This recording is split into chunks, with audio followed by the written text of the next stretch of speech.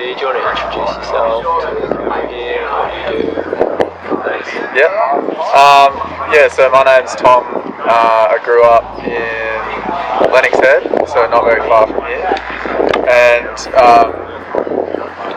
me and Shaya, my girlfriend, started an organisation in 2021 that was kind of based. The catalyst for starting it was the Richmond River, which is right behind us. Just because sort of looking into the health of the river and sort of learning about how unhealthy it was, kind of led us to start this organisation, which is mostly about building awareness for just a better understanding of where we're actually at with our surrounding environment and what we need to do to improve it and heal it, I guess. Recently I really enjoyed your post around the Indigenous knowledge around the waterways and the historical views of how the river systems have maintained their health, and I think it's so important to have those conversations with local elders that can contribute positively to the maintenance of what we have here in the river. Yeah. I think recently you also did a little bit of paddle too. What did you notice when you come down as well, down towards Ballina and your travels, that you could highlight and see that, well, maybe we could do this or that, which would contribute to better outcomes to keep maintaining the system? We were really talking about lowest hanging fruit for fixing the river. The first priority would be riparian corridors. So basically a buffer zone along the river edge of about 20 to 30 metres. I mean, it's an arbitrary number, but buffering out each side of the river with native riparian vegetation, because that addresses kind of a lot of concerns. It addresses erosion, sediment runoff into the river, which is a big problem. Creates habitat. Depending on a mature canopy in sort of higher catchment areas will shade out sections of the river, which drops the temperature. So you kind of have this like flow-on effect of one action that leads to a whole lot of benefits. I guess the challenge in this area is that I think 97 or 98% of the Richmond catchment is private property. So it's really, the key is kind of working with landowners to sort of address that concern around cattle entering waterways, like sugarcane right to the edge of the banks down at, you probably saw around Woodburn and stuff. That's the first step for me would be if we could get all the riparian corridors in the Richmond catchment forested in the next 20 years, we'd be looking at a much healthier river quite quickly. And then obviously there's a lot of reforestation things going on in the catchment, not necessarily in the riparian corridor, that will also benefit the river. But yeah, there's a long way to go. Obviously the other thing that I notice as a surfer is just the continual downpour, or just the colour of the river out to the ocean that we've got there too. What do you think contributes to that colour that we've always had in the Richmond area? Traditionally, macadamia farms have been sort of set up with a canopy that covers the whole ground, and then there's a sort of an emerging idea of using ground cover to basically cover off all of that exposed beautiful red soil.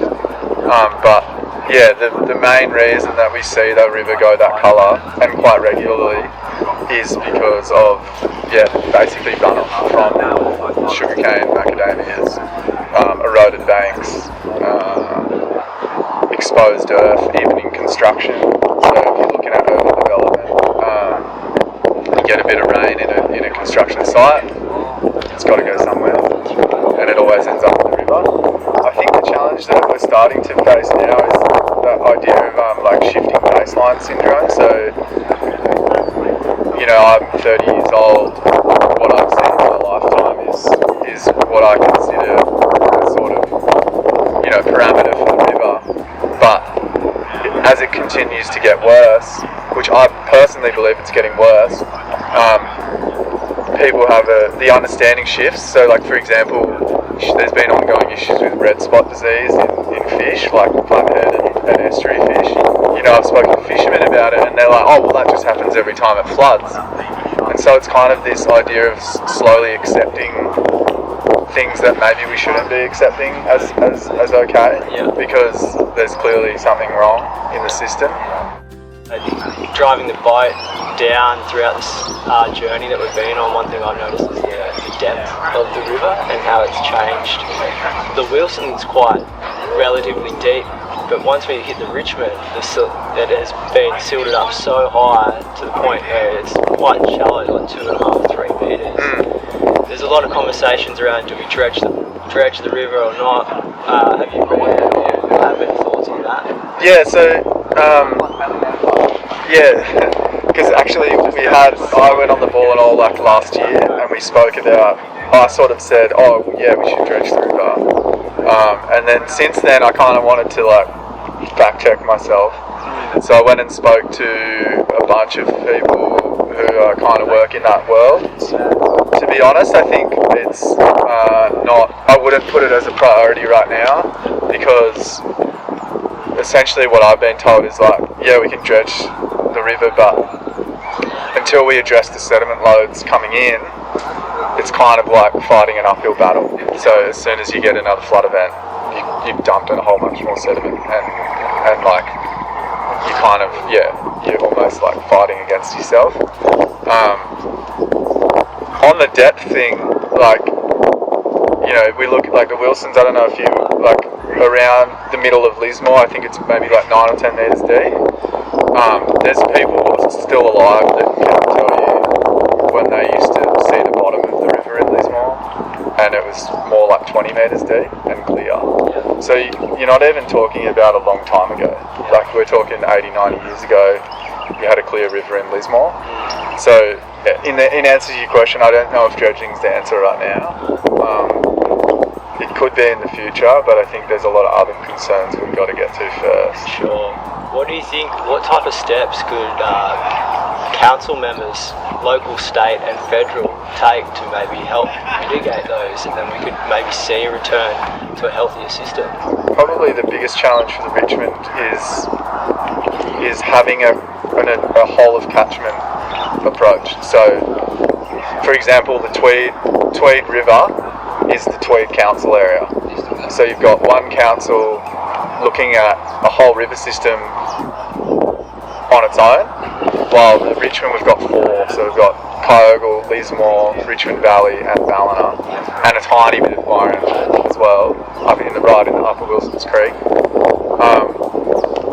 And the challenge really is having that whole of catchment approach, because until you start looking at things from an entire catchment perspective, there's no sort of alignment in what are our priorities, where is the lowest hanging fruit to address. Whatever you do up top, someone's going to pay for it downstream, you know. And I guess if you look at Ballina, it's kind of back the other way, because you've got the tide, the influence of the tide, and that's actually giving a false impression of the river being more healthy than it is. Because you have, you know, big tidal flushes when the ocean's clear, and people are like, wow, it's really nice in here. But I've spoken to a couple of people who, they don't have scientific evidence, but their view is that there's no permanent population of aquatic life in the river, in the estuary zone. So everything is transient, coming with the tide, leaving with the tide, but in terms of permanent populations, there's sort of not much left. Do you think that's Richmond River specific, or would that be Tweed River as well, Clarence River as well? I think, I'm not sure. The Clarence and the Tweed are healthier than the Richmond, for sure. In terms of like the monitoring and the scientific evidence to prove that, there hasn't been a whole lot of consistency. But just in terms of the amount of like intensive land use, the Richmond's kind of gets the worst sort of run. I don't think it's all bad. I feel like as we've made our journey the last 3 days down here, you know, you're seeing healthy stocks of bird life and fish as we've come down, so it's been nice to see some healthy bass and other species. So that was good, and mud crabs as well returned, which was nice. Yeah, totally. Yeah. It's still a beautiful river, and I still have a lot of really nice moments on it. And it's definitely finding the balance. It's not always negative, and you got to sort of celebrate the good stuff when you can. Yeah, for sure. It definitely has its moments. I have my moments on it in all different parts of the catchment. And so do I. Yeah, and I think the more people that interact with the river and get on the river, the more likely we are to sort of get somewhere.